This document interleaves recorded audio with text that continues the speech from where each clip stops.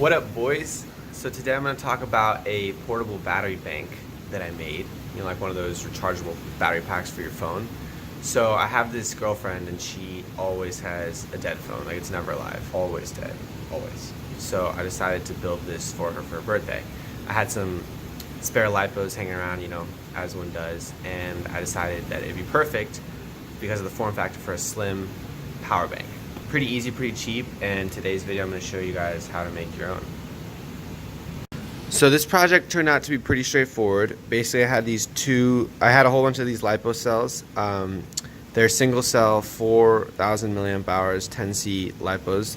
I used these a while back they're so thin and long because I was using them to put them in an electric skateboard. We have a nice 3D printed case. The Lipo slide in there right now. The 3D printed support is still in there, but the slide's in there. This is the lid to the case.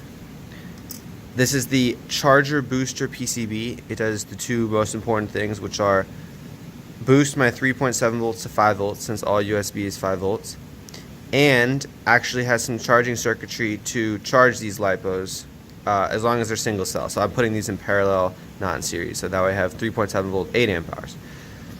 And then I have some nice little plastic threaded inserts that just close the whole thing up. This is what the final package looks like. It's pretty nice. I have this kind of like translucent PLA that I use to print it. 3D printed lid has a nice kind of snap-in mount for the PCB. You can kind of see here how it snaps in. And then it's pretty simple. You basically solder the terminals together in parallel. Remember, since it's 1S charging, it has to be in parallel. You can't put these in series. Positive, negative, negative. And then you just connect positive and negative to the positive and negative on the PCB. It's pretty straightforward, and boom, that's how it is. I covered it in tape to make sure nothing would short when it all goes together, but yeah, it works pretty great and it snaps in really nice. Check this out. Oh yeah, these cells are about 15 bucks or maybe 20 each. This thing I got 5 of these off Amazon or eBay or something for 10 bucks total, so they're like 2 or 3 bucks a piece. They work pretty well.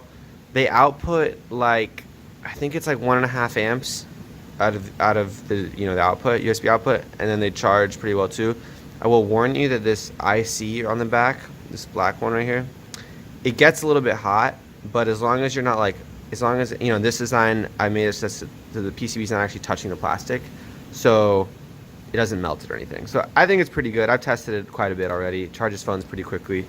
8 amp hours will give you, depending on your phone, anywhere between like 3 and 4 full charges without having to recharge it. So once this is charged, you can charge your phone entirely three or four times before having to recharge it.